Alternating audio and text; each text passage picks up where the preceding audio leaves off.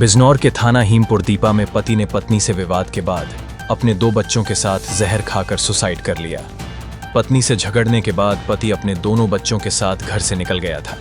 घर से दूर जंगल में जाकर पहले दोनों बच्चों को जहर खिलाया, इसके बाद खुद भी खा लिया। ग्रामीणों ने तीनों को अस्पताल पहुंचाया। अस्पताल के स्टाफ की सूचना पर पुलिस भी मौके पर पहुंची। वहीं डॉक्टर ने दोनों बच्चों को मृत घोषित कर दिया। पति की भी इलाज के दौरान मौत हो गई। दरअसल बाबू राम उम्र 28 वर्ष पुत्र राम रतन अपने परिवार के साथ मुबारकपुर खुर्द में रहते थे। बताया जा रहा है कि बाबू राम का पत्नी से पारिवारिक विवाद चल रहा था। हाल ही में पत्नी अपने भाई की शादी में गई हुई थी और बीते दिन ही वापस लौटी थी। शनिवार सुबह भी पति पत्नी के बीच कहासुनी हुई थी। इसी तनाव में बाबू राम शनिवार दोपहर अपने 5 वर्षीय बेटे दीपांशु और 3 वर्षीय बेटी हर्षिका को लेकर जंगल की ओर चला गया। वहां पहले दोनों बच्चों को जहर खिलाया और फिर खुद ने भी जहर खा लिया। दोपहर बाद बच्चों की हालत बिगड़ने पर उनकी मौत हो गई, जबकि बाबू राम को शाम करीब 4 बजे चांदपुर के एक निजी अस्पताल ले जाया गया, लेकिन डॉक्टरों ने उसे भी मृत घोषित कर दिया। पुलिस ने बाबू राम के शव को कब्जे में लेकर पोस्टमार्टम के लिए भेज दिया है। पुलिस मामले की गहनता से जांच कर रही है। चांदपुर से अजय कुमार कौशिक की रिपोर्ट।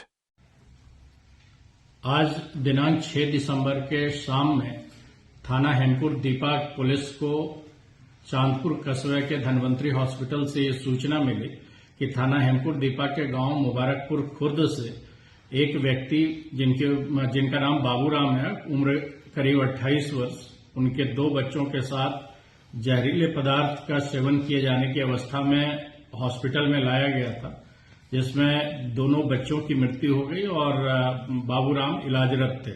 इस सूचना पर तत्काल स्थानीय पुलिस मौके पे आई। क्षेत्राधिकारी चांदपुर का भी हॉस्पिटल में आए। मेरे द्वारा भी हॉस्पिटल पहुंच करके परिजनों से वार्ता की गई। इलाज के दरमियान बाबूराम की भी मृत्यु हो गई। बाबूराम के पिता के द्वारा बताया गया कि बाबूराम और उनकी पत्नी के बीच में पिछले कुछ दिनों से आपसी पारिवारिक विवाद को लेकर के मतभेद चल रहा था, जिसके क्रम में यह घटना हुई है। मृतक बाबूराम के शव को पोस्टमार्टम कराने हेतु पंचायतनामा करा करके मोर्चरी भिजवाया गया है। उनके दोनों बच्चों का शव उनके परिजन गांव ले गए हैं, जहां पर पुलिस आवश्यक कार्रवाई कर रही है।